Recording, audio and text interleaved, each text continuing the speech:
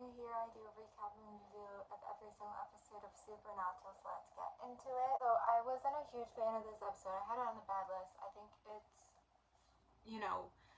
I had the first episode of the season on the bad list, and I was kind of like so about that. So I also had this, I think, below that also. So I don't think it's gonna end up on the bad list, but we'll see. It's a little of an okay episode, leaning towards that. So basically, if you didn't watch season 13, didn't watch my other videos, they were trying to do this spin-off show called Wayward Sisters, and that did not get picked up. So I guess there was all these open-ended, what is it called?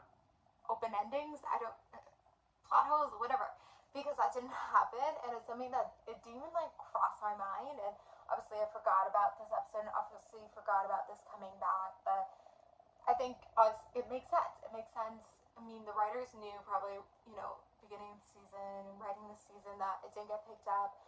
This is open ended. Maybe there's something we can do here. So basically, this weapon can hurt Michael, and that was kind of the gist of it. And so it's interesting how I think that was a smart move. Whoever came up with that, it's like we have this open ended thing. Let's in the first 4 or 5 episodes, episode 3, let's do something with Jody and maybe this person that was killed, Kaya, who's the same actress who plays Kaya. Let's do something there, whatever. Let's do something here. And so to have this weapon, like, I think it's a smart move because it like adds something. But did I like how this episode went?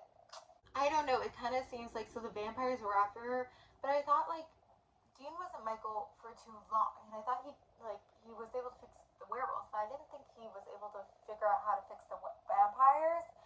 So it was kind of crazy the vampires were going after her, and so it makes me think, because this is a spoiler, so obviously Michael comes back, and I kind of remembered that scene and what happened, and I think what happened was Michael got hurt by the scar.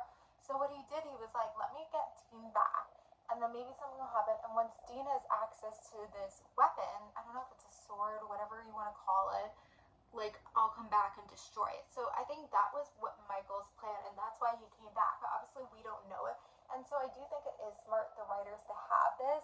I think it's something that didn't click with me the first time watching, why, like, but maybe because I didn't know what happened, I didn't know Michael come back. I think it just is so confusing for the audience, whatever, that after 2 episodes, like, Dean is back. It's confusing, but it makes sense for this and why Michael might do that. I think they obviously could have gone a different way. I think Michael could have been in so many more episodes. This is the way they went, whatever. But I don't necessarily think like how the episode was written was strong, and so even though some elements of it I think are strong, like, props over and came up with it, you still have to execute it right. And I feel like this was some of the issues I had at the end of season 13, is the execution wasn't there. So I think the execution was not there.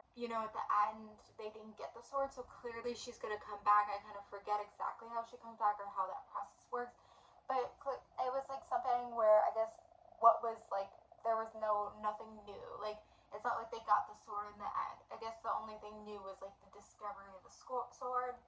And then we had this B plot with Cass and Jack, which I was also so, but I actually feel like Jack's storyline is the strongest.